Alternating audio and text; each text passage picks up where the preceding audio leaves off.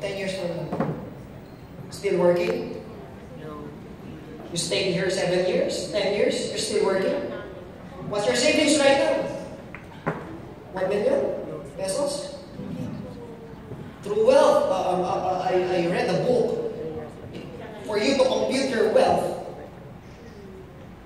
this is how you compute your wealth. If you stop working right now, based on your lifestyle, can you maintain your lifestyle? If you have a car, if you have a house that you're paying every month, and let's say your lifestyle is 100,000 pesos a month, or 50,000 a month pesos, and you stop working right now, how many months will you survive based on your savings? If your lifestyle is 50,000 a month, and your savings is 150,000 a month right now, so you only have 3 months of wealth. After 5 years, what will happen? When did Inglova started here in Korea? Shunyang. KD, when?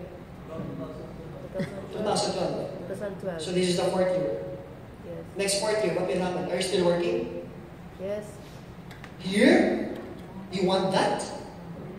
No. I'm working for India. Or you want to stay here and just withdraw on your MasterCard ATM, BDO, waiting every day to encash, and spend your time with your family? Do you want that? They control our time.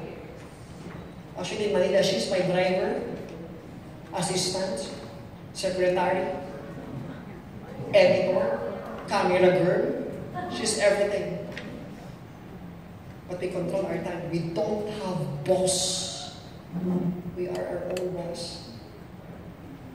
We control, we can go here like a while ago if we don't have money and we have time constraint.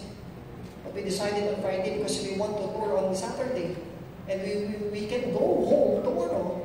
But we have still one day because on Wednesday I have an appointment for our Wealth Compass program regarding a website. But we control our time. We can sleep whenever we want anytime we want. We control our time because we don't have bosses. Ito kung malilig na ako, ito kung mapagalitan na ako. Do you want that life? Let's talk about slavery. There's no slavery right now unlike in other places. But slavery is very, very seldom right now. What's slavery? You're working for someone that you cannot control. Do you agree? Do you agree? Yes. Normally, there's a master and slave. Right? Actually, that's my topic later. But I tell you, mabilis na tayo sa ano na naman. Also remember this. Learn how to control money. Make money your master, not your slave. How can you tell you if you're a slave? If you're working for me, you're a slave. I'm sorry to tell you. What if you're under me? You are working for me. I will dictate your salary. I will dictate your time. I will dictate your in and outs. I will dictate your day off. Even you have a relative who died, you must tell me. If hindi ka pinayagan, wala kang magagawa. May namatay na, ha? You are working for me. And every day of your life, when you wake up, you think money, money, money. You're working for money. You're chasing money every day of your life. Takot ka kay Judith.